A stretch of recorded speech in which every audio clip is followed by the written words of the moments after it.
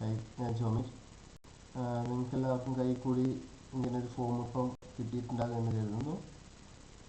ഈ ഫോമിലെ കാര്യങ്ങൾ നേരിട്ട് വന്ന് പറഞ്ഞു തരാൻ ഞാനിവിടെ സ്ഥലത്തില്ല. അതുകൊണ്ടാണ് ഞാൻ ഇങ്ങനൊരു വീഡിയോ നിങ്ങൾക്ക് ചെയ്തു തരുന്നത്. ഈ ഫോമിലുള്ള തെറ്റുകൾ തിരുത്തി തരിക എന്നുള്ളതാണ് നിങ്ങൾ ചെയ്യേണ്ട കാര്യം. ഇത് നമ്മുടെ ആത്മസ്ഥിതിയുമായി ബന്ധപ്പെട്ടുകൊണ്ട് ഞങ്ങൾ ഇതിനു മുമ്പ് കളക്ട് ചെയ്ത ഡാറ്റകൾ പള്ളിയിലുള്ള രേഖകളിൽ നിന്ന് പരിശോധിച്ചത് എല്ലാം കൂടി കൂട്ടിച്ചേർത്തുകൊണ്ട് ചെയ്തിരിക്കുന്ന ഫോമാണ്. നമുക്ക് 2 പേജായിരിക്കും കിട്ടിയിട്ടുണ്ടാവുക. ഒന്നാമത്തെ പേജ് ഇതാണ്, രണ്ടാമത്തെ പേജ് അതിൻ്റെ തുടർച്ചയാണ്. ഇങ്ങോട്ടുള്ള ഇതാണ്. 2 പേജുകളായിരിക്കും. അത് നേരെ ഇതുപോലെ വെച്ചാണ് ഉപയോഗിക്കേണ്ടത്.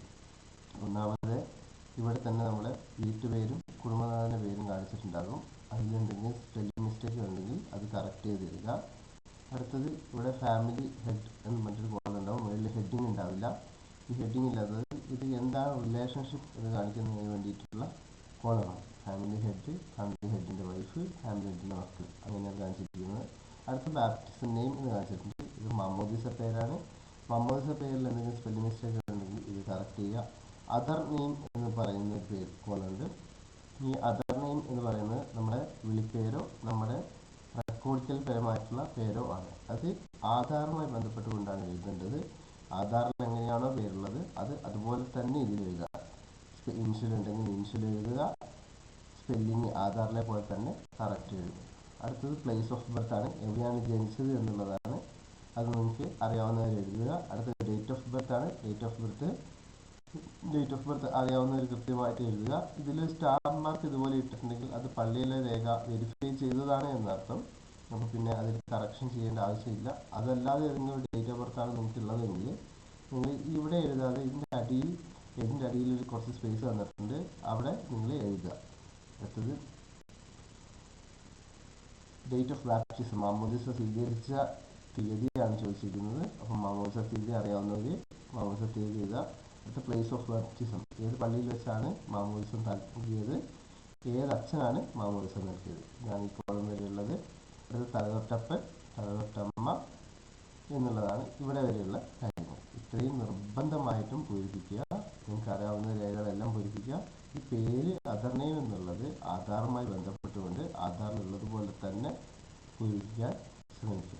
അടുത്ത് ഇങ്ങോട്ടേക്ക് വരികയാണെങ്കിൽ നമ്മുടെ ആദ്യ കുർബാനേൻ്റെയും സ്റ്റൈൽ ലേവനത്തിൻ്റെയും കാര്യങ്ങളാണ് ഇവിടെ ചോദിച്ചിരിക്കുന്നത്. ആദ്യ കുർബാന നടന്ന തീയതി, ആദ്യ കുർബാന നടന്ന സ്ഥലം, ആദ്യ കുർബാന നടന്ന അച്ഛൻ. ഇവിടെ കഴിഞ്ഞ് കഴിഞ്ഞാൽ അടുത്ത പേജിലാണുള്ളത്. അത് നേരെ കണ്ടിന്യൂ ആണ്. ഒരാളുടെ ഡീറ്റെയിൽസ് നേരെ ഇങ്ങനെയാണ്. നമ്പർ ഇവിടെ ചേർത്തിട്ടുണ്ടാകും. ആ നമ്പർ നോക്കി ഇങ്ങോട്ടേക്ക് വരിക.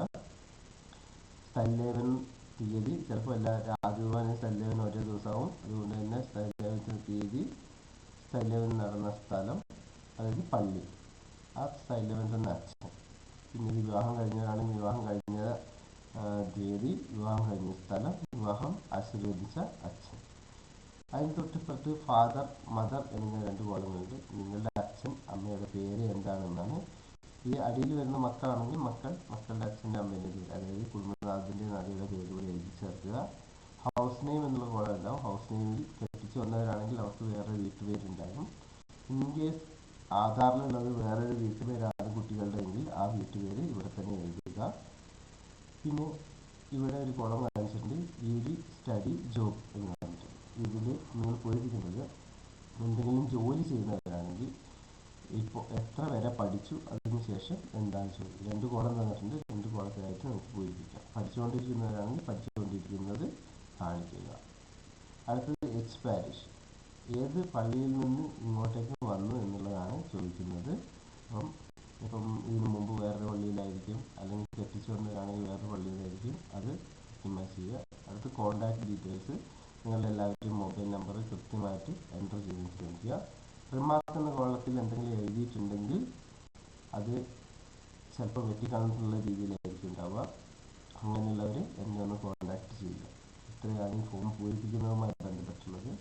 ഈ അതർ നെയിം എന്നുള്ളത് കൃത്യമായി ആധാറിലുള്ളതുപോലെ തന്നെ പൂരിപ്പിക്കാൻ ശ്രമിക്കുക. മാറ്റങ്ങളൊന്നും വരാതിരിക്കുക.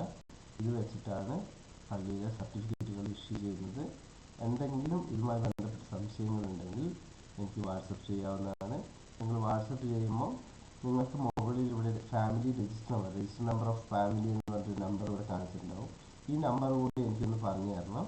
ഈ നമ്പർ പറഞ്ഞു തന്നാൽ നിങ്ങൾ ഏത് ഫാമിലിയിൽപ്പെട്ടതാണ് എന്നുള്ളത്, അതായത് നിങ്ങളുടെ ഫാമിലി ഡീറ്റെയിൽസ് എനിക്ക് ഇവിടെ ഓപ്പൺ ചെയ്ത് നോക്കി എടുക്കാൻ പറ്റും. എൻ്റെ വാട്സപ്പ് നമ്പർ ഇതിൻ്റെ കൂടെ അറ്റാച്ച് ചെയ്തിട്ടുണ്ട്. അപ്പോൾ നിങ്ങൾ ആ നമ്പറിൽ എന്തെങ്കിലും ഉണ്ടെങ്കിൽ കോൺടാക്റ്റ് ചെയ്യുക. Okay, thank you.